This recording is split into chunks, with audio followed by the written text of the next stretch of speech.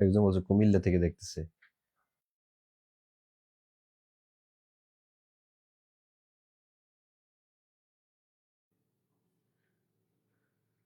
জি, ওয়ালাইকুম আসসালাম। আমাদের পড়ালেখা কেমন চলছে প্রিয় ভাই বোনেরা? এটা আপনারাই ভালো জানেন আপনাদের পড়াশোনা কেমন চলছে। আপনাদের ইংলিশ লিটারেচারের আজকের এই প্রথম ক্লাসে স্বাগত জানাচ্ছি। আমি ইংলিশ লিটারেচারের অন্যান্য ব্যাচগুলোতেও ক্লাস নিয়েছি, আপনাদের মনে হয় এই প্রথম, তাই না? আপনাদের ব্যাচের মধ্যে এই প্রথম হয়তো আমার ইংলিশ লিটারেচারের ক্লাস। আমি কিন্তু ইংলিশ লিটারেচারের স্টুডেন্ট, কিন্তু পড়াই সাধারণ জ্ঞান এবং ইংলিশ লিটারেচার, বাংলা লিটারেচার। এটা যেহেতু লিটারেচারের সাথে সম্পর্কীয় সাধারণ জ্ঞানটা, তাই সাধারণ জ্ঞানটা আমার কাছে ভালো লাগে পড়াতে। তা আমি আপনাদেরকে কিছু বিষয় দেখাবো লিটারেচারের, যেটা আপনার বুঝতে সুবিধা হবে, লিটারেচারটা বুঝতে সুবিধা হবে। আমি এখানে যারা যারা জয়েন করেছেন, প্লিজ আপনারা একটু মনোযোগ সহকারে শুনবেন আমি কি বলি। এই জিনিসগুলো ইংলিশ লিটারেচারের কিছু বিষয় আছে, এগুলো আপনাদেরকে জানা খুব জরুরি। ইংলিশ লিটারেচার বা ইংরেজি সাহিত্য, ইংলিশ লিট, আমি সংক্ষেপে লিখলাম ইংলিশ লিটারেচার। ইংলিশ লিটারেচারের যে পিরিয়ডটা, এই পিরিয়ডটা আপনাদের জানাটা খুব দরকার। পিরিয়ড মানে কি? পিরিয়ড মানে হচ্ছে যুগ বিভাগ, ঠিক আছে? ইংরেজির যে যুগ বিভাগ, এটা একটু জানা দরকার। বাংলা সাহিত্যে যেমন প্রাচীন যুগ আছে, ইংরেজি সাহিত্যেও প্রাচীন যুগ আছে। ইংরেজি সাহিত্যের প্রাচীন যুগ 450 সাল থেকে শুরু হয়ে 1066 পর্যন্ত, 166। আবার বাংলা সাহিত্যের প্রাচীন যুগ এরকম আছে, যেমন বাংলা সাহিত্যের প্রাচীন যুগ কোনটি? যেমন 50 থেকে 1200 সাল পর্যন্ত বাংলা সাহিত্যের প্রাচীন যুগ। ইংরেজি সাহিত্যের মধ্যযুগও আছে, বাংলা সাহিত্যের মধ্যযুগ আছে। তার মানে বাংলার সাথে ইংরেজির একটা মিল আছে, অনেক মিল আছে। তো সেই জন্য আপনাদেরকে কিছু টেকনিক আমি শিখাবো, যে টেকনিকের মাধ্যমে আপনারা এই বিষয়গুলো আত্মস্থ করতে পারবেন, আমি আশা করি। আসেন আমরা একটু পিরিয়ডটা মনে রাখার একটা টেকনিক লিখব। আপনারা একটু নোট করেন। ওএমআর এর ক্লাসে রোমান বাই এমপি, ওএমআর এর ক্লাসে, ওয়েবার এর ক্লাসে রোমান ভাই এমপি, রোমান ভাই কি এমপি। এই যে ওএমআর এর ক্লাসে রোমান ভাই এমপি, এটা একটা ছন্দ, এটা একটা টেকনিক। এই টেকনিকের মাধ্যমে আমাদের ইংরেজি সাহিত্যের যুগ বিভাগটা কমপ্লিট। কিভাবে? এই যে ওতে হচ্ছে old English period, old English period. এই পিরিয়ড শব্দের অর্থ হচ্ছে যুগ, ওল্ড ইংলিশ পিরিয়ড, যেটা 450 সাল থেকে শুরু হয়েছে 1066, অর্থাৎ 1066 সাল পর্যন্ত ওল্ড ইংলিশ পিরিয়ড। এমতে হচ্ছে middle English period, middle English period. এই যে মিডল ইংলিশ পিরিয়ড, এটা হচ্ছে ইংরেজি সাহিত্যের মধ্যযুগ, 1066 থেকে 1500 সাল পর্যন্ত, 66 থেকে এই যে 1500 পর্যন্ত, এটা হচ্ছে ইংরেজি সাহিত্যের মধ্যযুগ। তারপরে আর আর মানে কি? Renaissance period, renaissance period. Renaissance period মানে কি? মানে একটা বিপ্লব হয়েছিল, অভ্যুত্থান হয়েছিল, ওই যুগটাকে বুঝায়। তো এটা মূলত 1500 থেকে 1600 সাল পর্যন্ত। আচ্ছা, আমি আগে সিরিয়ালে যুগের নামগুলো লিখে নিই, তারপরে সালটা আপনারা বের করতে পারবেন। তারপর হচ্ছে ক্লাসিক্যাল পিরিয়ড। ক্লাসিক্যাল বলতে new classical period, new classical period.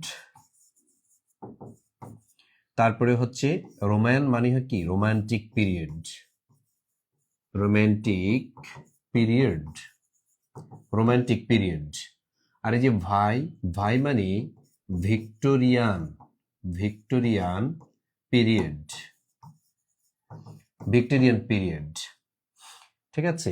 আর এই যে এমতে হচ্ছে মডার্ন, মডার্ন পিরিয়ড বা মডার্ন এজ, আর পিতে হলো পোস্ট মডার্ন, ঠিক আছে, পোস্ট মডার্ন পিরিয়ড। এই হচ্ছে মূলত আহ, খুব ঠান্ডা লাগতেছে তাই না? আমার এখানে চারদিক থেকে বদ্ধ তো, যার কারণে ঠান্ডা তত একটা লাগে না। তো দেখেন আমি যেটা বললাম সেটা হচ্ছে old English period, middle English period, renaissance period, new classical period, romantic period, Victorian period, post modern period, ঠিক আছে, ইত্যাদি ইত্যাদি। তো এই হচ্ছে মূলত ইংরেজি সাহিত্যের যোগ বিভাগ। তো আপনারা একটু নোট করে নিতে হবে, একটু নোট করে নেন।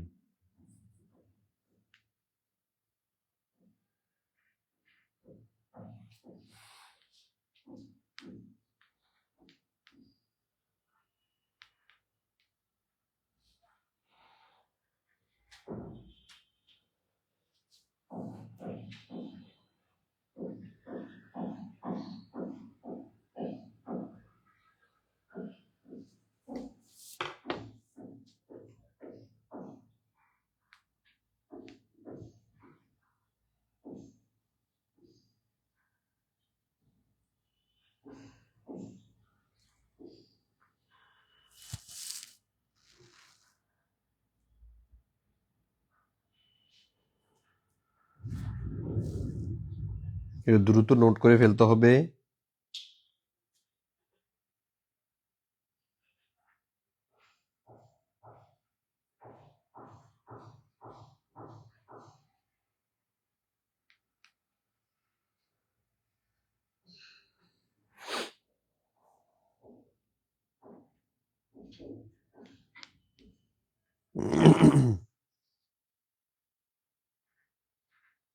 জি, অনেকেই নোট করেছেন। তাহলে মিডল ইংলিশ পিরিয়ড গেল। রেনেসান্স পিরিয়ড, যেটা রেনেসান্স পিরিয়ডটা একটু উঠিয়ে নেন, এটা হচ্ছে 1500 থেকে আপনার 1660 পর্যন্ত, এটা রেনেসান্স পিরিয়ড। রেনেসানটা কবে? 1500 থেকে 1660 পর্যন্ত, এটাকে বলা হয় রেনেসান্স পিরিয়ড। তারপরে আপনার যেটা শিখতে হবে সে নিউ ক্লাসিক্যাল পিরিয়ড, এটা হবে 1660 থেকে 1660 থেকে এটা শুরু হবে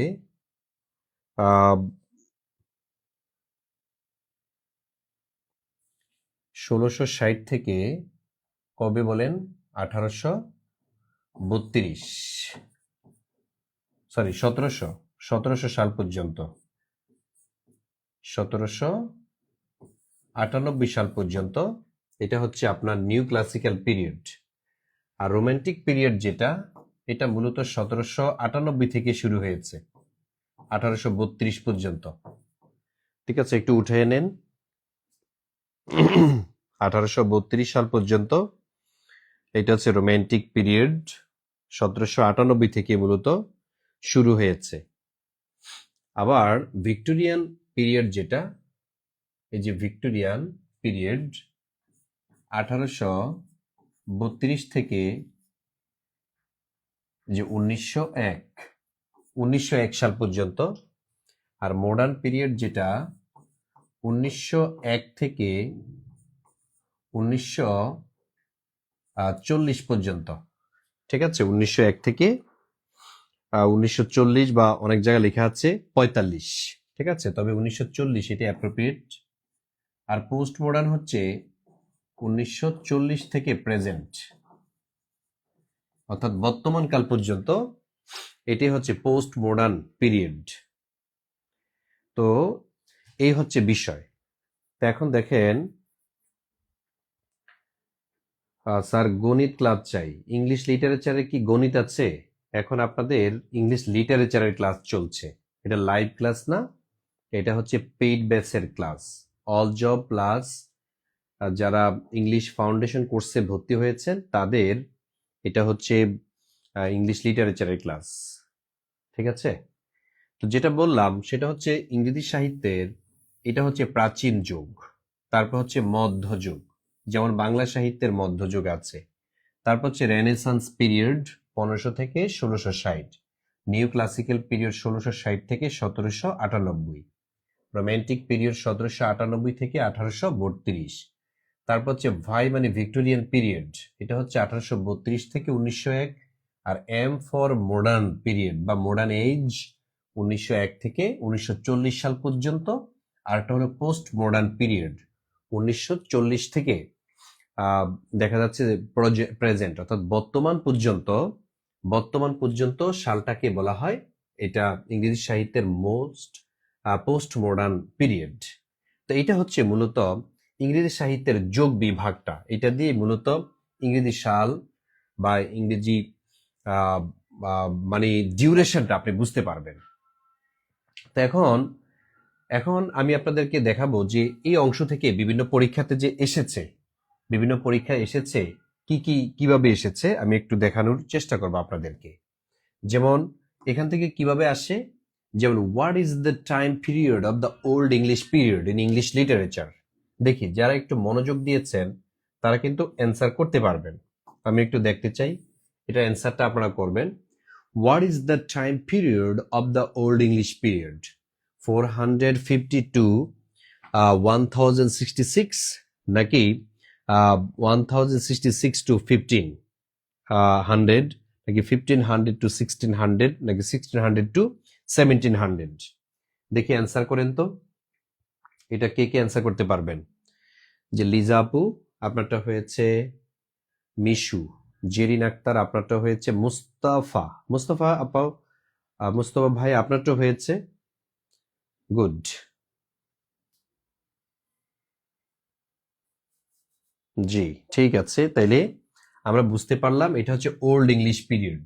যারা প্রথম দিকে মনোযোগ দিয়েছেন তারা জানেন ওল্ড ইংলিশ পিরিয়ড, যেটা 450 থেকে 1066 সাল, তাই না? 450 থেকে 1066 সাল পর্যন্ত এটাকে বলা হয় ওল্ড ইংলিশ পিরিয়ড। আর এই যুগটা মূলত একবারে গ্রিক, ল্যাটিন, তখন সারা পৃথিবী ব্যাপী এরকম কি ছিল, ভাষাগুলো দাপট ছিল, সেখানে ইংরেজি একবারে কোনো অবস্থায় ছিল না, ইংরেজির কোনো অবস্থানে ছিল না। তো সেই ক্ষেত্রে দেখা যাচ্ছে যে ইংরেজি সাহিত্যের প্রাচীন যুগটা তত একটা ভালো ছিল না, ইংরেজি ভাষাকে ভালোভাবে মানুষ নিত না। তো এটা কবে? এটা হচ্ছে একবারে প্রথম দিকে।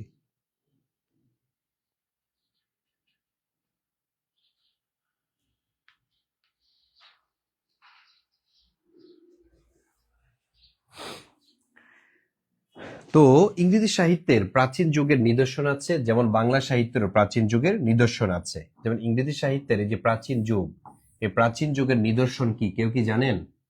যদি পারেন লিখে ফেলেন। সেটা কি হবে বলেন তো? বেউলফ। ইংরেজি সাহিত্যের প্রাচীন যুগের যে নিদর্শন সেটা হচ্ছে বেউলফ, BEO ইউ। আহা,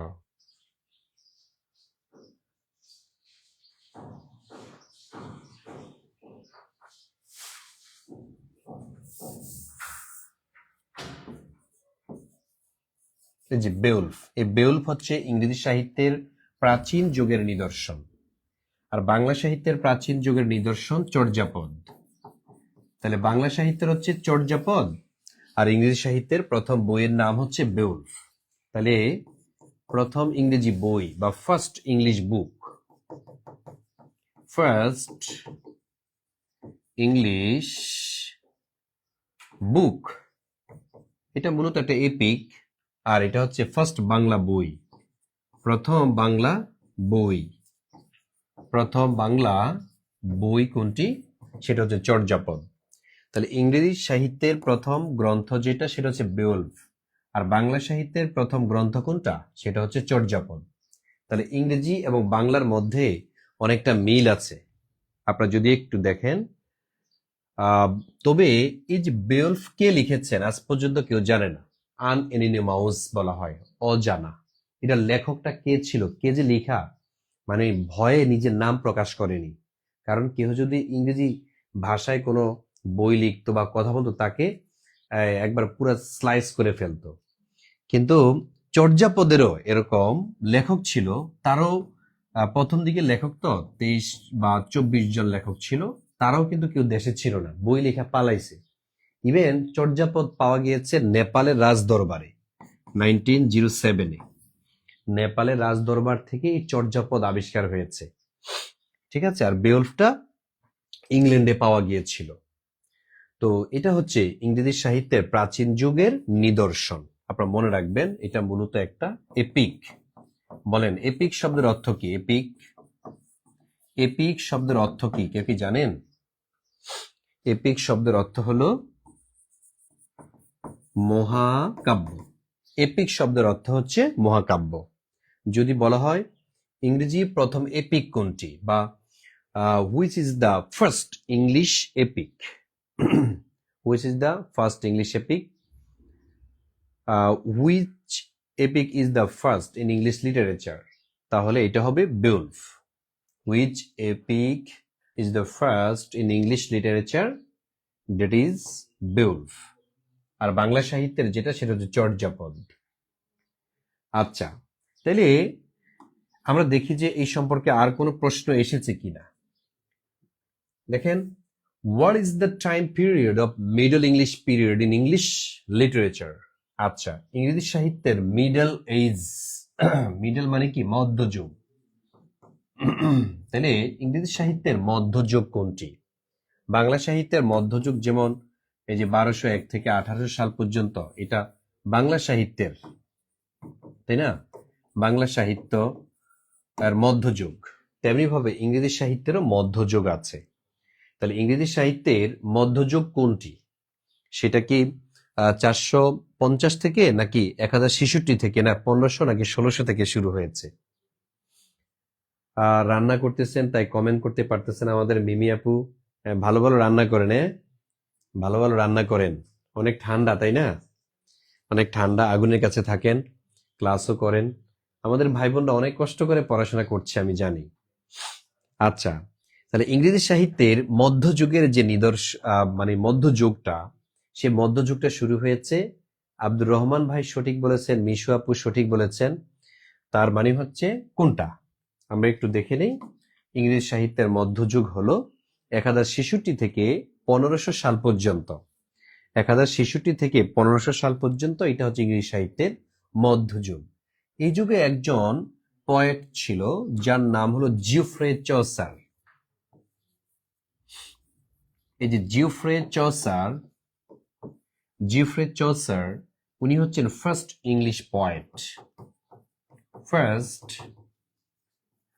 ইংলিশ পয়েট, এই ফার্স্ট ইংলিশ পয়েট কে? তিনি হচ্ছেন জিওফ্রে চসার, অর্থাৎ ইংরেজি সাহিত্যের প্রথম কবি এবং ইংরেজি কবিতার জনক। ওনাকে বলা হয় father of English poet. Father of English poet, father of English poet, তিনি হচ্ছেন জিওফ্রে চসার। তো আপনাদেরকে যদি আমি একটা কোয়েশ্চেন করি, বাংলা সাহিত্যের প্রথম কবি কে বলেন তো? বাংলা লিটারেচারের বা বাংলা সাহিত্যের প্রথম কবি যদি বলা হয়, তাহলে আপনারা নিশ্চয়ই এটা উত্তর করতে পারবেন যারা পারেন। আর যারা বাংলা সাহিত্যের মানে কবিতার জনক পারেন না, তাদের জন্য কিন্তু ঠিক না, এটা এটা আপনাকে পারা উচিত। বাংলা সাহিত্যে কবিতার জনক, বাংলা সাহিত্যের কবিতার জনক হচ্ছে আমাদের মাইকেল মধুসূদন দত্ত। আর বাংলা সাহিত্যের প্রথম কবি, এই তো আমাদের রাজকন্যা আপু, আমার রাজকন্যা আপু সঠিক বলেছেন, লিমা আপু সঠিক বলেছেন। তাহলে বাংলা সাহিত্যের প্রথম কবি যিনি, তিনি হচ্ছেন লুই পা। লুই পা হচ্ছে বাংলা সাহিত্যের প্রথম কবি। আর ইংরেজি সাহিত্যে কবিতার জনক মাইকেল, সরি বাংলা সাহিত্যে। আর ইংরেজি সাহিত্যে প্রথম কবি জিওফ্রে চসার, আর father of English poetry, poetry মানে কাব্যগ্রন্থ বা কবিতা। তো ফাদার অফ ইংলিশ পোয়েট্রি উনি হচ্ছে জিওফ্রে চসার। ঠিক আছে, জিওফ্রে চসারকে বলা হয় ইংরেজি সাহিত্যে কবিতার জনক। আর পয়েট অফ পয়েট যদি বলা হয়, পয়েট অফ পয়েট ইংরেজি সাহিত্যে যদি বলা হয় poet of poet's, poet of poet's বলা হয় কাকে, মানে কবিদের কবি। ঠিক আছে, উনি হচ্ছেন এডমান্ড স্পেন্সার। ওনার নাম হলো এডমান্ড স্পেন্সার। এডমান্ড স্পেন্সার, ওনাকে মূলত বলা হয় কি কবিদের কবি। তাইলে পয়েট অফ পয়েটস হিসেবে পরিচিত যিনি, তিনি হচ্ছেন এডমান্ড স্পেন্সার ইংরেজি সাহিত্যে। আর যদি বলা হয় ফাদার অফ পোয়েট্রি, তিনি হলো জিওফ্রে চসার। এই দুইটা জিনিস মনে রাখবেন আপনারা। তো সাহিত্য বিষয়টা কিন্তু সাধারণ জ্ঞান বলা চলে, এটা হচ্ছে সাধারণ জ্ঞানের সাথে সম্পর্কিত। তাইলে স্পেন্সার উনি এডমান্ড স্পেন্সার,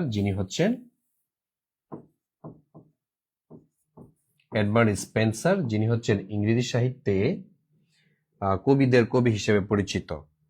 আর বাংলা সাহিত্যে কবিদের কবি কে?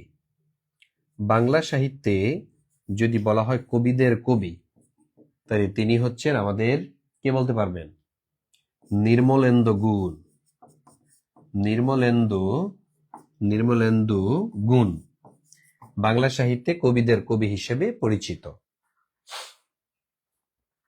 তো এই ইনফরমেশন গুলো আপনাকে জানতে হবে, কারণ আমাদের অনেক ভাই বোন আছেন যেগুলো হয়তো আপনি ইংলিশে পড়েছেন, অনেক পারেন আপনি, কিন্তু যখন আপনাকে সাধারণ জ্ঞান টাইপের প্রশ্ন করা, ছোট ছোট প্রশ্ন করা হয়, আপনি অ্যান্সার করতে পারেন না। এই জন্য আজকের ক্লাসটা নোট করে রাখবেন, এটা খুবই ইম্পর্টেন্ট, আপনার জীবনে খুব গুরুত্বপূর্ণ একটি ক্লাস হতে যাচ্ছে। আমি এটা বিশ্বাস করি, আমার লিটারেচারের ক্লাস আমি পরবর্তীতে করি। আচ্ছা, তাহলে নির্মলেন্দু গুণকে বলা হয় বাংলা সাহিত্যে কবিদের কবি, আর এডমান্ড স্পেন্সারকে বলা হয় ইংরেজি সাহিত্যে কবিদের কবি বা পয়েট অফ পয়েটস হিসেবে পরিচিত। তারপরে আমরা দেখি আরেকটা ইনফরমেশন নেন, what is the time period of renaissance period in English literature. দেখেন, পিরিয়ড থেকে একটা প্রশ্ন আপনাকে যে কোনো জায়গায় ভাইভাতে গেলেও আপনাকে জিজ্ঞেস করবে যে which is the barren age of English literature। তাইলে অনুর্বর বা অন্ধকার যুগ ইংরেজি সাহিত্যে কোনটি, এটাও পারতে হবে আপনাকে। বাংলা সাহিত্যে অন্ধকার যুগ আছে, ইংরেজি সাহিত্যেও অন্ধকার যুগ আছে। তাহলে ইংরেজি সাহিত্যের অন্ধকার যুগ কোনটি, এটা কমেন্টে জানান। আর what is the time period of renaissance period. Renaissance period এটা কবে থেকে কবে?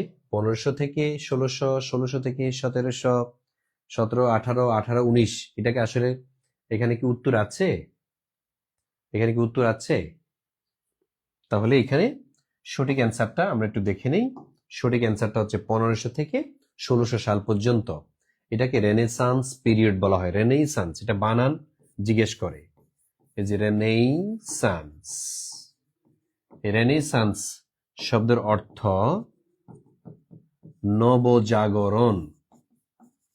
নবজাগরণ বা পুনরুত্থান বলা হয় এটাকে, ঠিক আছে, অথবা নতুন জীবন। ঠিক আছে, অর্থাৎ পুরনো চিন্তা চেতনার বাইরে গিয়ে নতুন যে চিন্তা ভাবনা, এটাকে মূলত বলা হয় রেনেসান্স। এই রেনেসা বানানটা আপনাকে জিজ্ঞেস করতে পারে, রেনেসা অর্থ কি, হোয়াট ইজ রেনেসা, এগুলো আসে। স্যার একসাথে কবিদের নাম বলে দেন, কোন যুগের কোন কবি। আচ্ছা, আমি যেভাবে এগোচ্ছি এভাবে আগান, ঠিক আছে। কবিদের নাম আপনিও বের করে ফেলতে পারবেন, কিন্তু আমি যে টেকনিকগুলো অ্যাপ্লাই করতেছি, ইনফরমেশনগুলো দিচ্ছি এগুলো আগে নেন। আচ্ছা, তাইলে আমরা দেখলাম 1500 থেকে 1600 সাল, এটাকে কি বলা হয়? এটাকে বলা হয় রেনেসান্স পিরিয়ড। তারপরে আমরা দেখি এই যে রেনেসা, বলেন তো রেনেসাটা কোন দেশে হয়েছিল? হ্যাঁ, দ্য সোর্স অফ রেনেসাটা মূলত ইতালি থেকে শুরু হয়েছিল, তাই না? ইতালি। ইতালি থেকে মূলত রেনেসাটা শুরু হয়েছিল চতুর্দশ শতকে, যেটা 1500 শতকে আঘাত হানে ইংল্যান্ডে, ইংরেজি সাহিত্যে। আচ্ছা, পরের বিষয়টা দেখি, হু is the first poet in English literature. এটা আশা করি সবাই অ্যান্সার করতে পারবে, অ্যান্সার করে ফেলেন। হু is the first poet in English literature? দেখি অ্যান্সার করে ফেলেন।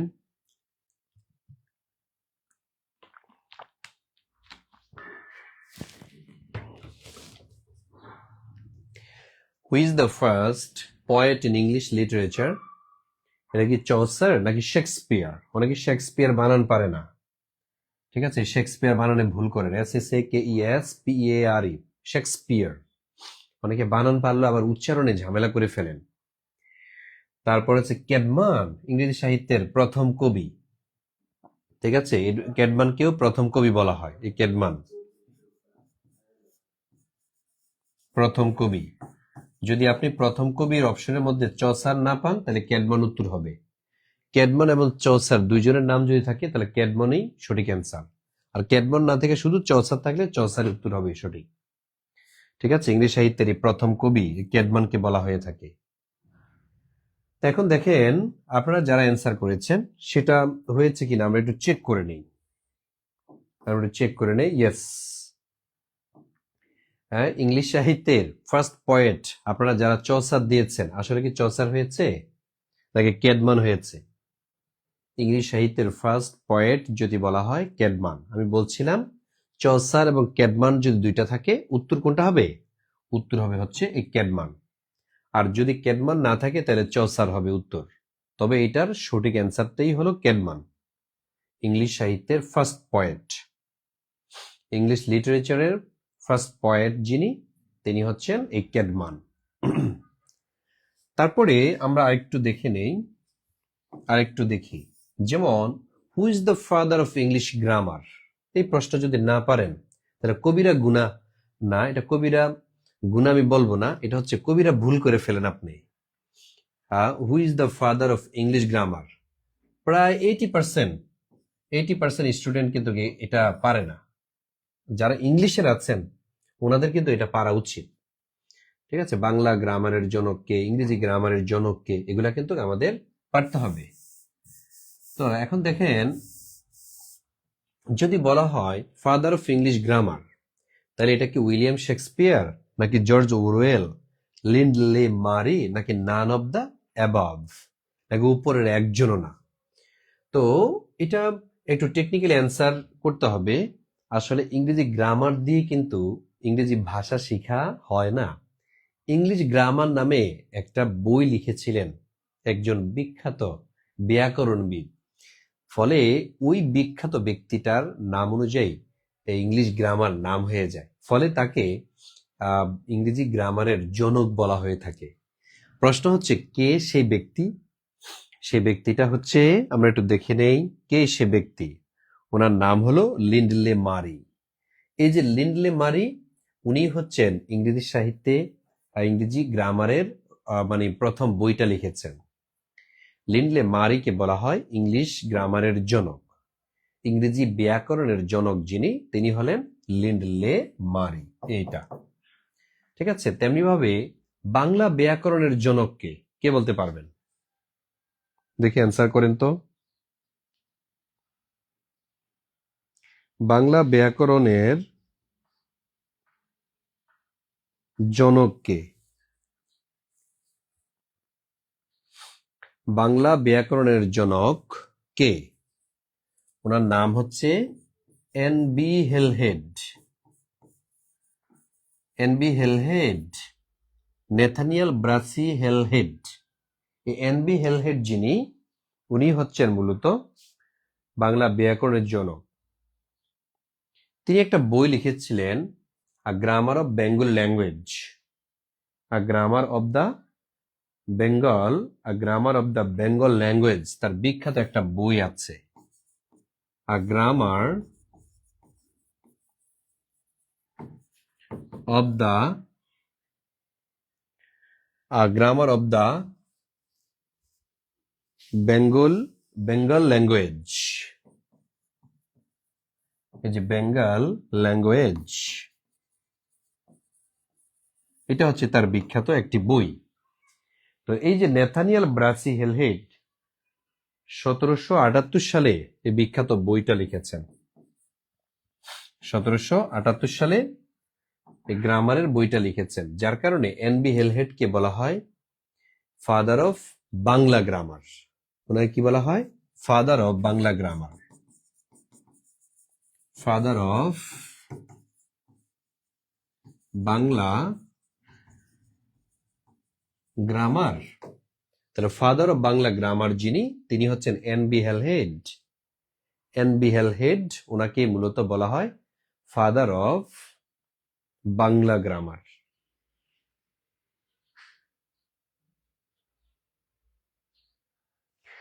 আর তবে উনি এটা লিখেছিলেন ইংরেজিতে, এই গ্রামারটা ইংরেজিতে লিখেছিলেন। তবে আরেকজন ব্যক্তি বাংলায় একটা গ্রামার লিখেছেন, ওনার নাম হচ্ছে নেথানিয়েল ব্রাসি হেলহেড। ওনার নাম হচ্ছে মানুয়েল দা এসাম্পসাও, সরি, ওনার নাম হচ্ছে মানুয়েল দা এসাম্পসাও। উনি পর্তুগিজ নাবিক, যে ম্যানুয়েল দা এসাম্পসাও, ম্যানুয়েল দা আসামসাও, আসাম ম্যানুয়েল দা আসামসাও, উনি হচ্ছেন মূলত বাংলা ব্যাকরণটা প্রথম লিখেছিলেন বাংলাতে। এই কারণে মানুয়েল দা আসামসাও, উনাকেও বলা হয় বাংলা ভাষার প্রথম ব্যাকরণ রচয়িতা, বাংলা ভাষার প্রথম ব্যাকরণ রচয়িতা। আর এই যে এনবি হেলহেড, উনি ইংরেজিতে বাংলা ব্যাকরণ রচনা করেছেন, আর বাংলাতে ব্যাকরণ রচনা করেছেন, বাংলা ভাষায় ব্যাকরণ রচনা করেছেন ম্যানুয়েল দা এসাম্পসাও, ম্যানুয়েল দা এসাম্পসাও। তো একটা দেখেন আরেকটার সাথে মিল আছে, তাহলে বাংলা ব্যাকরণের জনক পাইলাম, ইংরেজি ব্যাকরণের জনক পাইলাম। ঠিক আছে, ফাদার অফ ইংলিশ গ্রামার, আবার ফাদার অফ বাংলা গ্রামার, এই দুইটা। বলেন এটা বুঝতে পেরেছেন কিনা? এটা বুঝতে পেরেছেন? একজন বলছে ফার্সি ভাষায় নাকি লিখেছেন। নো, ফার্সি ভাষায় কোনো ব্যাকরণ লেখা হয় নাই, ফার্সি ভাষায় লেখা হয় নাই ভাইয়া, বাংলা ভাষায় হচ্ছে, এটা পর্তুগিজ ভাষায়। জি, এই তো পর্তুগিজ ভাষায়। এটা মূলত এই যে ম্যানুয়েল দা এসাম্পসাও পর্তুগিজ ভাষায় লিখেছেন, পরবর্তীতে এটাকে আবার আমাদের রাজা রামমোহন রায় বাংলায় ট্রান্সলেট করে নিয়ে এসেছে। তো এই যে একটা আরেকটার সাথে কিন্তু কানেক্টেড আছে। আচ্ছা, সামনে যাচ্ছি, আমরা দেখি এরকম মিল অমিল। হু is the father of English poetry? Who is the father of English poetry? ইংরেজি কবিতার জনক কে? বলেন, ইংরেজি কবিতার জনক, ইংরেজি কবিতার জনক কে? Who is the father of English poetry? ইংরেজি কবিতার জনক কে?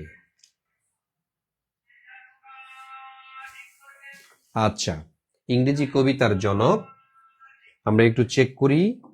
ইংরেজি কবিতার জনক উনি হচ্ছেন চসার, CHAUCER, চসার।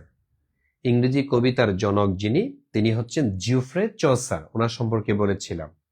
আর ওনার কম্পিটিটর যিনি, তিনি হচ্ছেন আমাদের বাংলা সাহিত্যের লুইপা। বাংলা সাহিত্যের কে? লুইপা।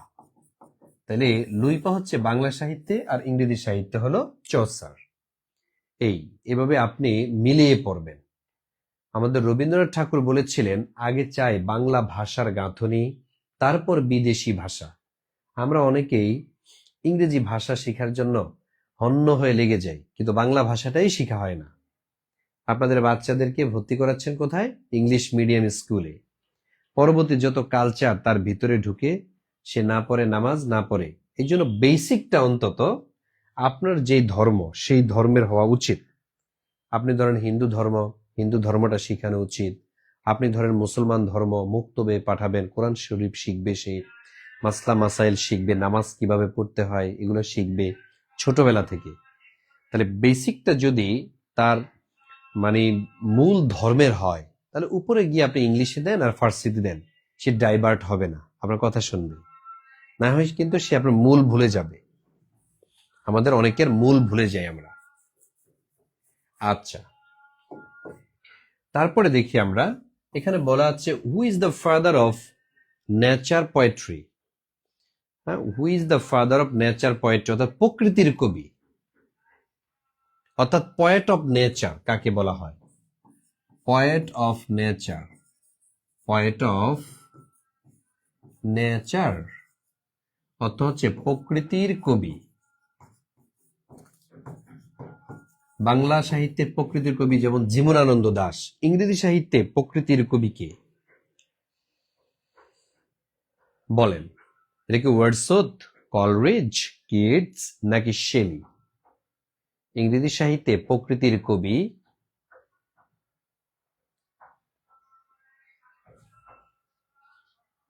তাহলে হু is the father of nature অথবা পয়েট অফ নেচার, এটা দুইটাই হতে পারে। মূলত পয়েট অফ নেচার এটা কোনটা?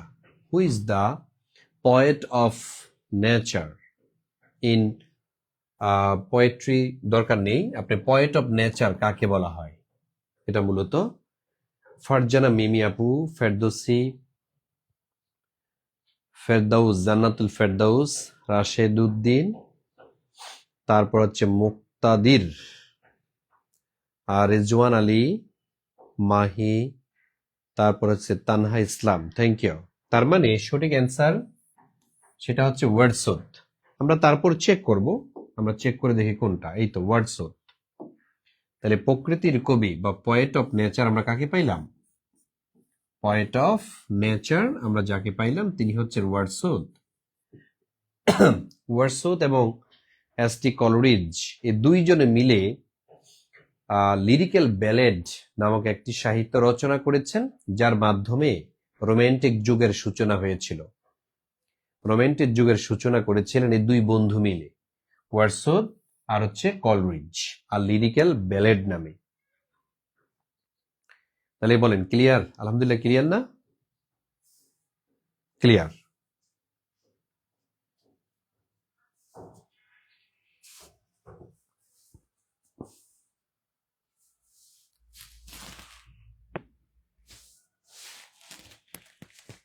আচ্ছা, এবার আমরা দেখি পরে, এটা সামনে যাচ্ছি।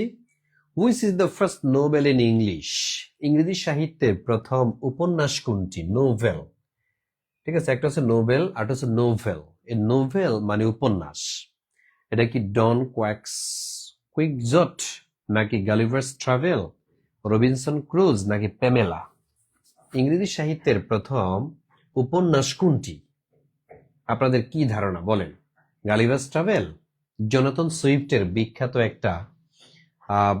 একটা ভ্রমণ কাহিনীমূলক একটা স্যাটায়ার, সেটা হচ্ছে গালিভার্স ট্রাভেল। আপনার মুভিটা মনে দেখেছেন, ওই যে বিশাল এক দৈত্যের মতো মানুষ, একটা দৈত্য আর একটা দ্বীপের মধ্যে যায়, ওই দ্বীপের মধ্যে লোকজন হচ্ছে ছোট ছোট, অনেক ছোট ছোট, সে সাগরের মধ্য দিয়ে পায়ে হেঁটে চলে যেতে পারে। দেখা যাচ্ছে যে সাগরের জাহাজ সে থামিয়ে ফেলে। আবার সে যখন অন্য একটা দ্বীপে গেছে, লিলিপিড দ্বীপ থেকে যখন অন্য দ্বীপে গিয়েছে, সেখানে গিয়ে দেখে যে সে একবারে ছোট, ওখানকার মানুষজন এত বিশাল এত বিশাল, ছোট ছোট বাচ্চারা তাকে হাতে নিয়ে খাইয়ে ফেলতে চায়, পোকামাকড় পর্যন্ত তাকে থাপড়ায়। Gulliver's travel. তবে এর সঠিক অ্যান্সার কিন্তু গালিভার্স ট্রাভেল নয়। ইংরেজি সাহিত্যের প্রথম উপন্যাস যেটা, সেটা হচ্ছে প্যামেলা। তাহলে ইংরেজি সাহিত্যের প্রথম উপন্যাস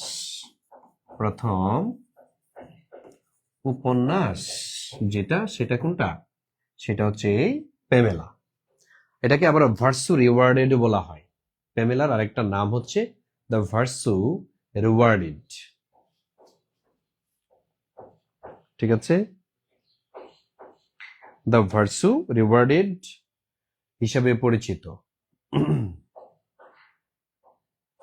এটা স্যামুয়েল রিচার্ডসন লিখেছেন, স্যামুয়েল রিচার্ডসন। প্যামেলাটার লেখককে স্যামুয়েল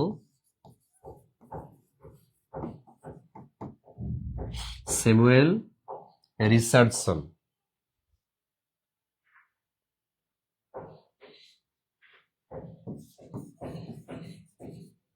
এই যে স্যামুয়েল রিচার্ডসন, উনি হচ্ছেন এই উপন্যাসটা লিখেছেন। ইংরেজি সাহিত্যের এই উপন্যাসটা প্রথম লিখেছেন যিনি, তিনি হলেন স্যামুয়েল রিচার্ডসন। আর বাংলা সাহিত্যের প্রথম উপন্যাস যেটা, সেটা হচ্ছে ওই যে হ্যানা ক্যাথারিন্স, ওইটা আবার কেউ বলে আলালের ঘরের দুলাল, তাই না? আলালের ঘরের দুলাল, এই যে আলালের ঘরের দুলাল, এটা হচ্ছে বাংলা সাহিত্যের প্রথম উপন্যাস, টেকচাঁদ ঠাকুরের লেখা। টেকচাঁদ ঠাকুরের লেখা, এটা হচ্ছে আলালের ঘরের দুলাল। আমাদের সমাজের মধ্যে আলালের ঘরের দুলালের অভাব নেই। তাহলে আমরা কি দেখলাম? ইংরেজি সাহিত্যের ফার্স্ট নোবেল এবং বাংলা সাহিত্যের ফার্স্ট নোবেল, এই দুইটা জিনিস আমরা জানতে পারলাম। এবার আমরা দেখে নিব পরের বিষয়টা। দেখি, এখানে বলা আছে who is the lexicographer in English. Lexicographer মানে হচ্ছে ডিকশনারি, রাইটার যারা যারা ডিকশনারি লিখেন, অভিধান প্রণেতা। হ্যাঁ, ডিকশনারি, ডিকশনারি মানে কি? অভিধান। ডিকশনারি শব্দের অর্থ কি? অভিধান।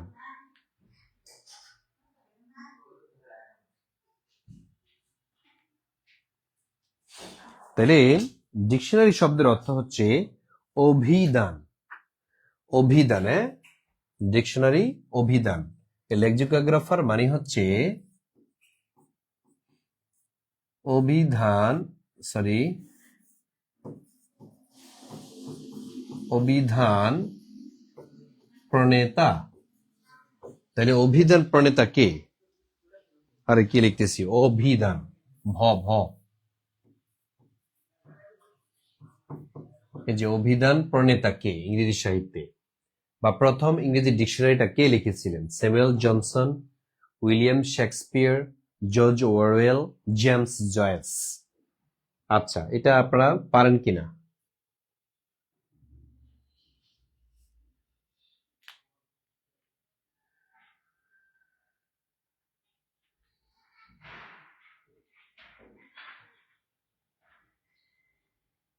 জি, অ্যান্সার করেন।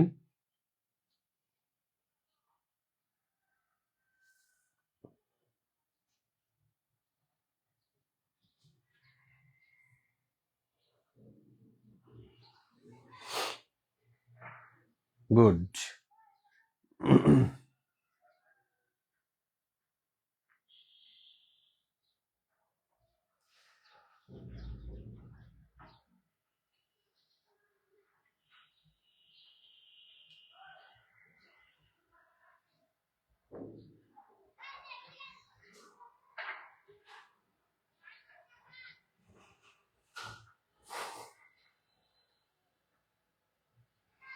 তাহলে আমরা জানলাম স্যামুয়েল জনসন। আপনারা দেখছি অনেকে উত্তর দিচ্ছেন স্যামুয়েল জনসন, এটা সঠিক। এখন কি প্রশ্ন জাগে না, তাহলে বাংলা প্রথম ডিকশনারি কে লিখেছেন?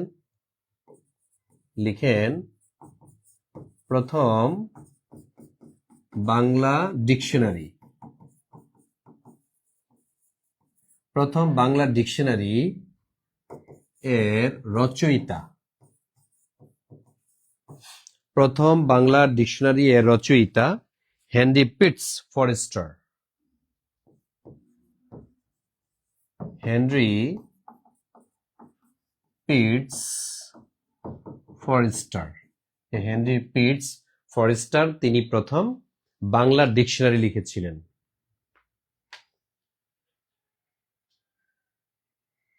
প্রথম বাংলা ডিকশনারি লিখেছিলেন হেনরি পিটস ফরেস্টার। তাহলে বাংলা ডিকশনারি এবং ইংরেজি ডিকশনারিটা আমরা জেনে নিলাম।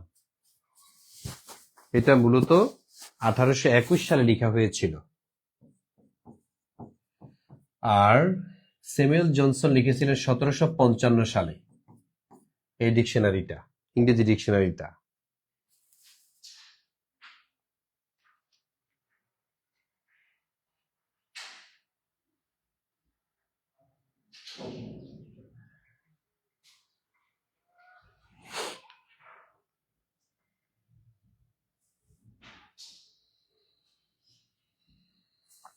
আবার হেনরি ফিটস তিনি ইংরেজি থেকে বাংলা লিখেছেন, তবে সরাসরি বাংলা থেকে বাংলা অভিধান কে লিখেছেন, এরকম যদি প্রশ্ন আসে, অর্থাৎ যদি এরকম প্রশ্ন আসে বাংলা থেকে বাংলা অভিধান, বাংলা থেকে বাংলা অভিধান রচয়িতা যদি বলা হয় তখন হবে রামচন্দ্র বিদ্যাবাগীশ। রামচন্দ্র বিদ্যাবাগীশ। এই যে বাংলা থেকে বাংলা ডিকশনারি যিনি লিখেছেন, এটা 1800 শতকে, মূলত এটা হচ্ছে গিয়ে 1800 শতকে, 1817 সাল বলা হয়, 1817 সালে মূলত এই ডিকশনারিটা লেখা হয়েছিল বাংলা থেকে বাংলা। আর এটা হচ্ছে ইংলিশ থেকে বাংলা, ইংলিশ টু বাংলা, আর এটা হচ্ছে বাংলা থেকে বাংলা। এই দেখেন কত গুরুত্বপূর্ণ ইনফরমেশন, অনেকে এগুলো পারে না। এগুলো অনেকে কিন্তু পারে না, অথচ এগুলো বিভিন্ন পরীক্ষাতে আসে, আপনাকে জিজ্ঞেস করে আপনি লজ্জা পান। আজকের ক্লাসটি করার পর থেকে আপনারা আশা করি যে আর লজ্জা পাইতে হবে না, আপনি ইনশাল্লাহ পারবেন। এখন থেকে পারবেন না? তাহলে বাংলা ডিকশনারি অর্থাৎ ইংরেজি থেকে বাংলা অর্থ সম্পর্কে যে ডিকশনারিটা, এটা লিখেছেন Henry Pitts Forster. Henry Pitts Forster তিনি হচ্ছেন প্রথম কি লিখেছেন, এই ইংরেজি থেকে বাংলা ডিকশনারিটা প্রথম লিখেছেন।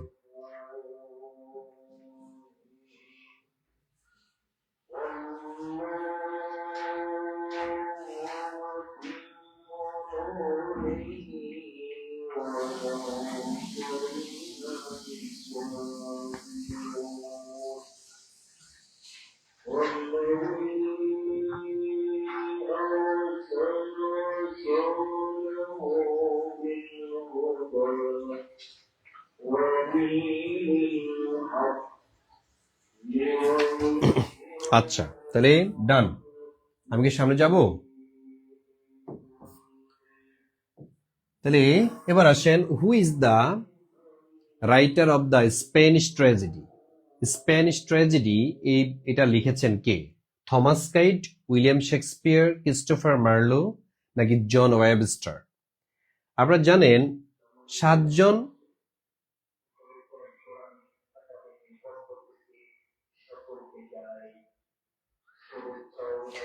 আপনাদের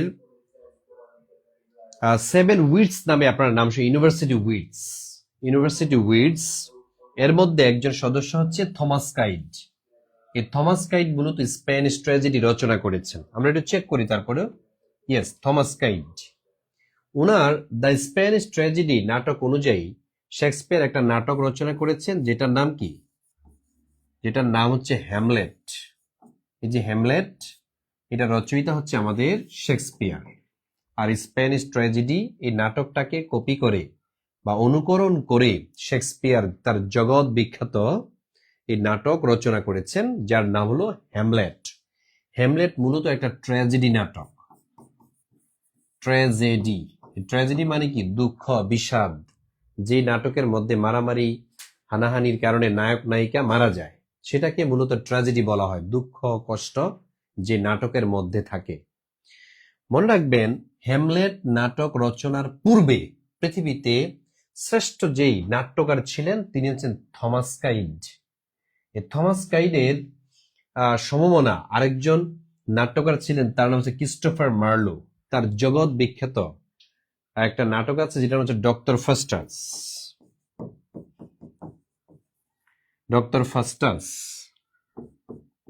এই ডক্টর ফাস্টাস এটা হচ্ছে পৃথিবীর মধ্যে সবচেয়ে সেরা ট্র্যাজেডি।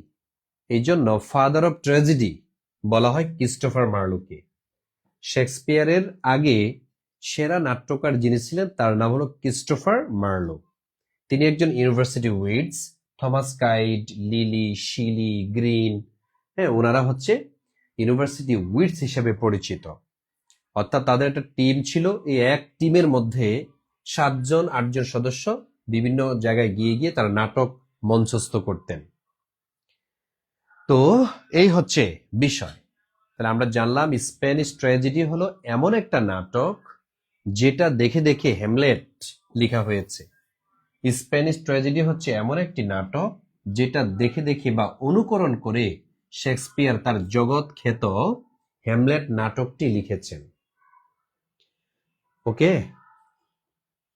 তারপরে আসেন পরে আরেকটা বিষয়, what is the primary purpose of a comedy? What is the primary purpose of a comedy? To educate নাকি to entertain and amuse, to persuade নাকি টু ইনফর্ম? আচ্ছা, what is the primary purpose of a comedy? Comedy মানে কি? যেখানে কি থাকে? হাস্য, রস, মজা থাকে, তাই না? এই কমেডি মানে হচ্ছে মজা, আনন্দ, ঠিক আছে? মজা থাকে যেখানে, সেটাই মূলত হচ্ছে কমেডি। তা আমরা একটু দেখে নেই প্রথম লক্ষ্য কি থাকে কমেডির, যে প্রথম লক্ষ্য, মজা করার প্রথম লক্ষ্যটা কি থাকে? এটা কি আপনারা পারেন কিনা দেখে বলেন তো।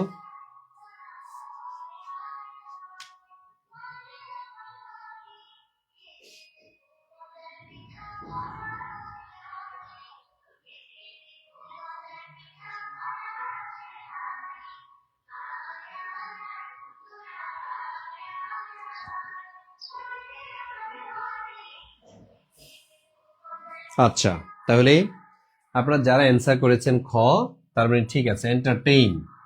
এন্টারটেইন আমরা একটু চেক করে নিই, আমরা একটু চেক করে দেখি কি আছে। ইয়েস, আপনারা সঠিক হয়েছে। To entertain and amuse, entertain করে এবং আনন্দ দেয়, তাই না? এন্টারটেইন এন্ড অ্যামিউজ, এটাই হচ্ছে কমেডির ফার্স্ট কি থাকে? পারপাস থাকে। পারপাস মানে হচ্ছে উদ্দেশ্য বা লক্ষ্য, টার্গেট। আচ্ছা, তারপরে আমরা এমসিকিউ দিয়ে দিয়ে শিখি এই কারণে যাতে এটার সাথে যত প্রশ্ন আছে ওইটা সহ যাতে আমরা শিখতে পারি। ট্র্যাডিশনাল ওয়েটা বাদ দিয়েছি। হু is the best dramatist in modern English literature? আধুনিক আধুনিক নাটক ইংরেজি সাহিত্যের জগতে কাকে সেরা বেস্ট ড্রামাটিস্ট বলা হয়? যেমন পৃথিবীর মধ্যে সেরা ড্রামাটিস্ট যিনি বা প্লে রাইট যিনি, তিনি হচ্ছেন উইলিয়াম শেক্সপিয়ার, কোনো সন্দেহ নেই। বাট আধুনিক যুগে শেক্সপিয়ার তো আধুনিক যুগের ছিলেন না, ঠিক আছে? শেক্সপিয়ার কিন্তু আধুনিক যুগের না, কিন্তু আধুনিক যুগে তাইলে কে এত ভালো নাটক রচনা করে জগৎ খ্যাত হয়েছেন?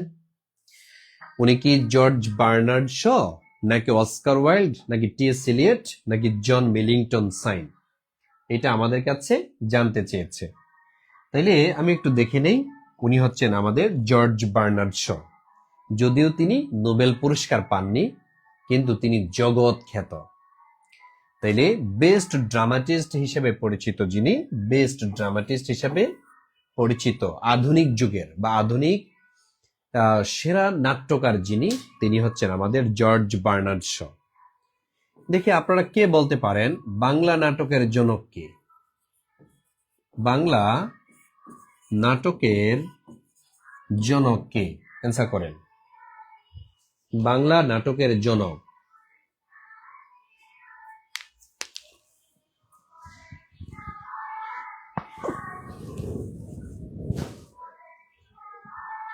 বাংলা নাটকের জনক কে?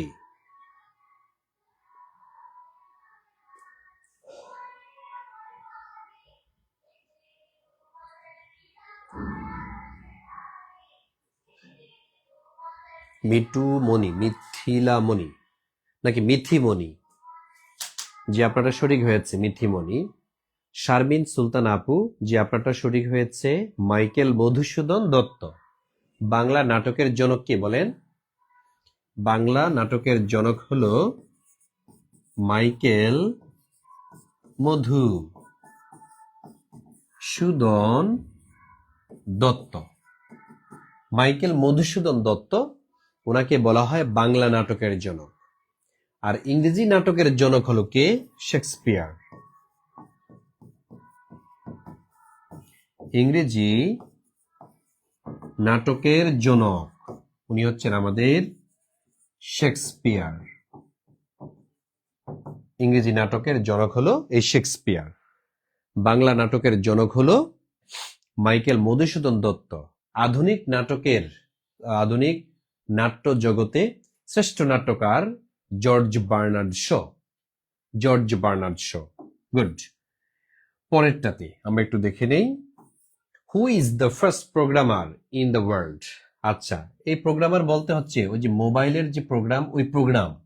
পৃথিবীতে প্রথম কে প্রোগ্রামার ছিলেন এটা জানতে চেয়েছে আমার কাছে। উনি হচ্ছেন অ্যাডা লাভলেক। উনি মূলত হচ্ছে লর্ড বায়রনের মেয়ে। আপনার নাম শুনেছেন, এই যে লর্ড বায়রন। লর্ড বায়রন ইংরেজি সাহিত্যে রিবেল পয়েট হিসেবে পরিচিত। Rebel poet. প্রশ্ন হচ্ছে ভাইয়া, এই যে রিবেল পয়েট, এটার অর্থ কি? এটার অর্থ হচ্ছে বিদ্রোহী কবি। বিদ্রোহী কবি, ইংরেজি সাহিত্যের বিদ্রোহী কবি যিনি, তিনি হচ্ছেন লর্ড বায়রন। তার বড় মেয়ের নামই হচ্ছে অ্যাডা লাভলেক, যিনি পৃথিবীতে ফার্স্ট প্রোগ্রামটা তৈরি করেছিলেন, মোবাইলের প্রোগ্রামার। তাইলে বাংলা সাহিত্যের বিদ্রোহী কবি কে? ইংরেজি সাহিত্যে যদি লর্ড বায়রন বিদ্রোহী কবি হয়, তাহলে বাংলা সাহিত্যের বিদ্রোহী কবি কে? কে বলতে পারবেন?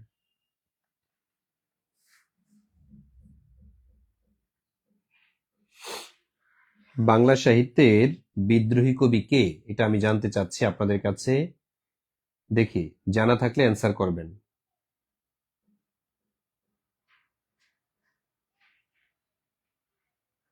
বাংলা সাহিত্যে বিদ্রোহী কবি।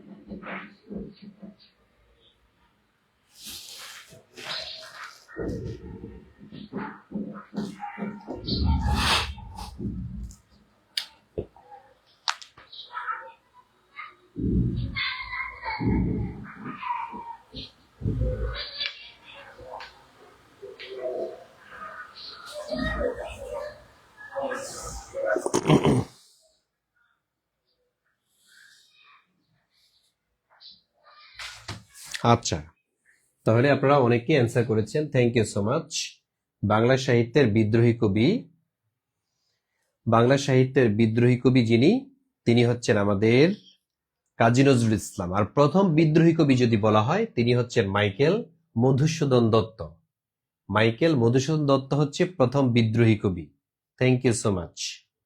উত্তর হয়েছে। আচ্ছা, আরেকটা বিষয়, সেটা হচ্ছে যদি আপনাদের পরীক্ষা আসে হু is the rebel poet in English literature, দেখেনি আমি একটু আগে পড়িয়েছি, এটা কিন্তু এখানেই আছে। তাহলে এটা অ্যান্সারটা করে ফেলেন তো। এটা অ্যান্সারটা আপনারা এই করেন, আমি বলে দিব না। হু is the rebel poet? Rebel মানে কি বলছিলাম যেন? এই যে রিবেল শব্দের অর্থ কি? বিদ্রোহী। রিবেল শব্দের অর্থ হচ্ছে বিদ্রোহী। দেখে অ্যান্সার করে ফেলেন আপনারা। Who is the rebel poet in English literature? আর যারা প্রাইমারিতে পরীক্ষা দিবেন, একটু বলে রাখি, প্রাইমারিতে যারা পরীক্ষা দিবেন তারা ইংলিশের পাশাপাশি অন্যান্য সাবজেক্টগুলোই পড়তে হবে। মডেল টেস্ট দিবেন আপনারা, ঠিক আছে? সাইদুল স্যারের পেজের মধ্যেই মডেল টেস্টের আয়োজন করেছে। আপনারা যারা ভর্তি হয়েছেন আমাদের all job plus all foundation English কোর্সে, তারা কিন্তু মডেল টেস্টগুলো দিয়ে নেবেন অবশ্যই। তো দেখেন, রিবেল পয়েট হিসেবে পরিচিত যিনি, তিনি কে? Thank you so much. এই তো অনেকে অ্যান্সার করেছেন, সেটা হচ্ছে লর্ড বায়রন। ইংরেজি সাহিত্যের বিদ্রোহী কবি কে বলেন? লর্ড বায়রন, যার মেয়ে হচ্ছে অ্যাডা লাভলেক, বিশ্বের ফার্স্ট প্রোগ্রামার হিসেবে পরিচিত। আচ্ছা, তারপরে আমরা একটু দেখে নেই who is the rebel poet in English literature. এটা অলরেডি আলোচনা করেছি, অলরেডি এটা আলোচনা হয়েছে। এবার আসেন, P B Shelley is known to us as dash. P B Shelley অর্থাৎ পার্সি বিশি শেলি আমাদের কাছে পরিচিত কি হিসেবে? A romantic poet, a satirical poet, a metaphysical poet, নাকি আ ওয়ার পয়েট? আমি একটু অর্থগুলো বলে দেই। রোম্যান্টিক পয়েট মানে রোম্যান্স ধর্মী কবি ছিলেন তিনি, নাকি আ স্যাটারিক্যাল পয়েট বা ব্যঙ্গ বিদ্রুপাত্মক কবি ছিলেন, নাকি মেটাফিজিক্যাল পয়েট, নাকি তিনি কোনো দৈত্য দানব বা কি বলে এটাকে অদৃশ্য শক্তির কবি ছিলেন, নাকি ওয়ার পয়েট যুদ্ধের কবি ছিলেন? এখানে মানে একটা উত্তর সঠিক হতে পারে, একটা উত্তর, সবগুলো কিন্তু সঠিক নয়। সঠিক অ্যান্সার কোনটা দেখি? সঠিক অ্যান্সার হচ্ছে তিনি রোম্যান্টিক পয়েট ছিলেন। তাহলে পিবি শেলি যিনি রোম্যান্টিক পয়েট হিসেবে পরিচিত, পিবি শেলি তিনি হচ্ছে রোম্যান্টিক পয়েট হিসেবে পরিচিত। আরেকটু বলে রাখি আমরা, পিবি শেলি উনি আবার রেভলিউশনারি পয়েট হিসেবে পরিচিত বা বিপ্লবী কবি। একটা হচ্ছে বিদ্রোহী, আরেকটা হচ্ছে বিপ্লবী। ঠিক আছে, পিবি শেলির ক্ষেত্রে আরেকটা হচ্ছে রেভলিউশনারি পয়েট বা বিপ্লবী কবি। ঠিক আছে, রেভলিউশনারি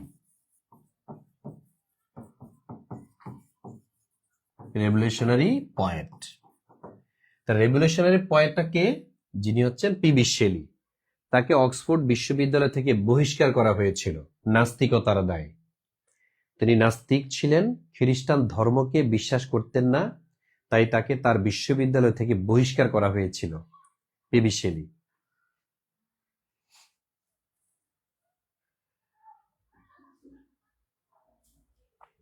আচ্ছা, এবার আমরা একটু সামনে যাই। তাহলে তিনি রোমান্টিক পয়েট। আচ্ছা, a tale of two cities is written by dash, Charles Dickens, Jane Austen, Emily Bronte, William Shakespeare. আর টেল অফ টু সিটিজ এটা মূলত একটা উপন্যাস। ঠিক আছে, এটা মূলত একটা নোভেল। এটা হচ্ছে একটা নোভেল বা উপন্যাস। এই বইটা অনেক গুরুত্বপূর্ণ একটি বই। একটা ঘটনাকে কেন্দ্র করে এই বইটি লেখা হয়েছে। আচ্ছা, আমার অ্যাকাউন্টে 300 টাকা আছে, এক্সাম বেসে ভর্তি হয়ে যাবে? জি যাবে, আপনাদের জন্য 300 টাকাই। ঠিক আছে, সাইদুল স্যার বলেছে আমাদের এই ব্যাচের মধ্যে যারা আছে তারা যদি এক্সাম বেসে যুক্ত হতে চায় তাইলে হচ্ছে তারা 300 টাকা দিয়ে যুক্ত হতে পারবে। আচ্ছা, a tale of two cities is written by dash. এটা কে কে লিখেছেন এই বইটা? এই বইটা লিখেছেন চার্লস ডিকেন্স। এখানে দুইটা শহরের কথা বলা হয়েছে, দুইটা শহর। একটা শহরের নাম হচ্ছে লন্ডন, আরেকটা হচ্ছে প্যারিস। এটা মূলত ফরাসি বিপ্লবের উপরে লেখা বই। ফরাসি বিপ্লবের উপরে লেখা বিখ্যাত বইয়ের নামে হলো আ টেল অফ টু সিটিজ। এই বইটা লিখেছেন বিখ্যাত ঔপন্যাসিক চার্লস ডিকেন্স। তার এই বইটা সারা পৃথিবীতে সাড়া জাগিয়েছিল। আচ্ছা, a battle of two cities. আর ব্যাটল অফ ওয়ার যদি বলতো, আ ব্যাটল অফ ওয়ার, সেটা আবার হতো জোনাথন সুইফটের বিখ্যাত বই। এবার আমরা দেখি পরে কি আছে। এখানে আছে who is the father of linguistic in English. আচ্ছা, ইংরেজি লিঙ্গুইস্টিকের জনক কে? ঠিক আছে, যে ভাষা সাহিত্যের জনক হিসেবে পরিচিত কে? Who is the father of linguistic in English? এটা কি নোয়াম চমস্কি, নাকি ফার্ডিন্যান্ড ডি সসের, নাকি লিওনার্ড ব্লুমফিল্ড, নাকি হেনরি সুইট? আমরা একটু চেক করে নেই কাকে লিঙ্গুইস্টিকের জনক বলা হয়ে থাকে। তাহলে তিনি হচ্ছেন Ferdinand D saucer, Ferdinand D সসরি। তো উনি হচ্ছেন মূলত লিঙ্গুইস্টিকের জনক। তবে এই যে নম চমস্কি, তিনিও কিন্তু আধুনিক যুগের, যদি বলা হতো ফাদার অফ মডার্ন লিঙ্গুইস্টিক, এরকম যদি থাকতো ফাদার অফ মডার্ন লিঙ্গুইস্টিক। হ্যাঁ, তখন হতো কে, নোয়াম চমস্কি। মডার্ন বলা হয়নি, যার কারণে এ ফার্ডিনেন্ড উত্তরটা সঠিক হবে। নোয়াম চমস্কি একজন ইহুদি আমেরিকার, যদিও তিনি ইসরায়েল বিরোধী কথাবার্তা বলেন। আচ্ছা, এই নোয়াম চমস্কিকে লিঙ্গুইস্টিক বলা হয়। লিঙ্গুইস্টিক মানে study of language, study of language in the technically, যেই ভাষাটা আপনি হচ্ছে টেকনিক্যালি শিখেন, বা scientific knowledge of English language, এটাকে মূলত লিঙ্গুইস্টিক বলা হয়। স্টাডি অফ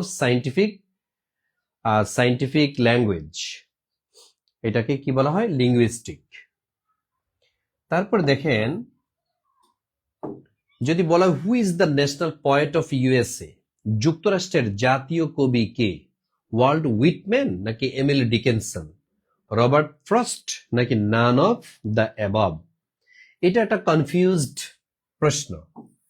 এটা কনফিউজড প্রশ্ন এই কারণে, কারণ যুক্তরাষ্ট্রের জাতীয় কবি হিসেবে এমন কাউকে স্বীকৃতি দেয়া হয়নি। জাতীয় কবি যুক্তরাষ্ট্রের নাই। তাহলে যুক্তরাষ্ট্রের জাতীয় কবি যদিও ওয়াল্ট হুইটম্যানকে বলা হয়, কিন্তু একজনও জাতীয় কবি হিসেবে তাদের সংবিধানের মধ্যে নাই। যেমন বাংলাদেশ সংবিধানের মধ্যে কাজী নজরুল ইসলামকে জাতীয় কবি হিসেবে স্বীকৃতি দিয়েছে, কিন্তু যুক্তরাষ্ট্রের সংবিধানের মধ্যে জাতীয় কবি কে এরকম লেখা নাই। অনেকে বলেন যে ওয়াল্ট হুইটম্যান, আবার এমিলি ডিকেনসন, রবার্ট ফ্রস্ট ইত্যাদি ইত্যাদি বলেন, কিন্তু যুক্তরাষ্ট্রে আসলে জাতীয় কবি নেই। এটা হচ্ছে সাংবিধানিক ভাবে। আচ্ছা, এবার আমরা দেখে নেই what is known as the golden age in the English literature. আচ্ছা, what is known as the golden age, অর্থাৎ ইংরেজি সাহিত্যের সোনালী যুগ। গোল্ডেন এজ মানে কি? সোনালী যুগ।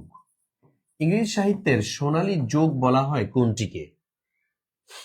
এটা কি দ্য রেনেসান্স পিরিয়ড, না ভিক্টোরিয়ান এরা, নাকি রোমান্টিক এরা, নাকি এলিজাবেথিয়ান এরা?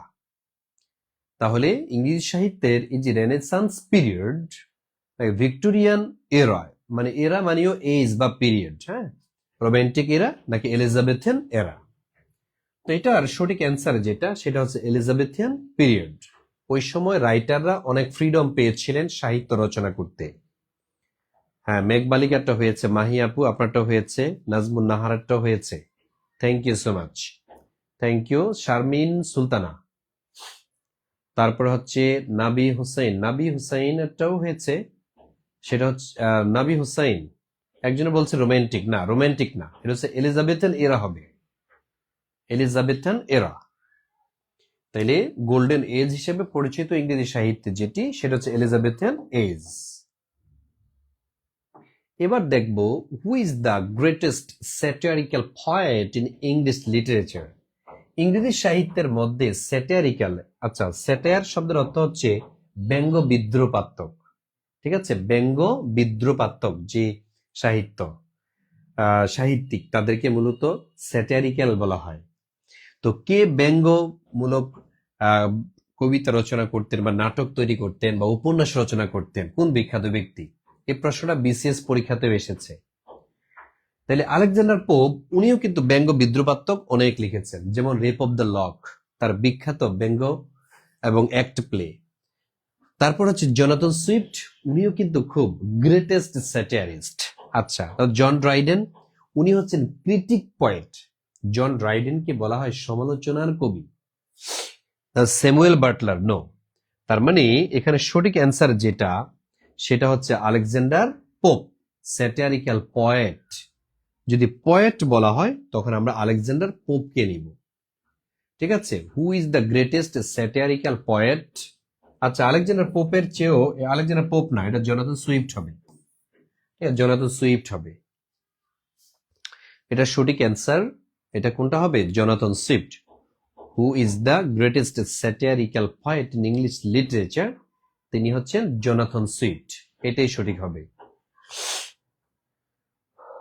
আচ্ছা, তারপরে দেখি আমরা আপনাদেরকে এতক্ষণ পর্যন্ত ইংরেজি সাহিত্যের যেই ক্লাসটা আমি নিয়েছি, সেই ক্লাসটা আপনাদের যদি উপকারে এসে থাকে, ঠিক আছে, বলেন আপনাদের কি উপকার হয়েছে? যদি আপনাদের উপকার হয়ে থাকে তাহলে আমরা আরেকটা ক্লাসের আয়োজন করব। আর ইংরেজি সাহিত্য না বুঝলে আপনি ইংরেজি পড়েও মজা পাবেন না। বাংলা পড়তে এত ভালো লাগে কেন? কারণ বাংলা সাহিত্যটা আপনি জানেন বলে। বাংলা সাহিত্য না জানলে আপনি বাংলা পড়া মজা পান না। তেমনি ভাবে ইংরেজি সাহিত্যের যদি ধারণা না পান, তাহলে ইংরেজি সাহিত্য, ইংরেজি গ্রামার বা ইংরেজি ওয়ার্ড মিনিং, ইংরেজি পেপার অথবা বই এগুলো পড়েও আপনার কাছে ভালো লাগবে না। সেই জন্য ইংলিশ লিটারেচারটা খুবই ইন্টারেস্টিং এবং খুবই সমৃদ্ধ একটি সাহিত্য।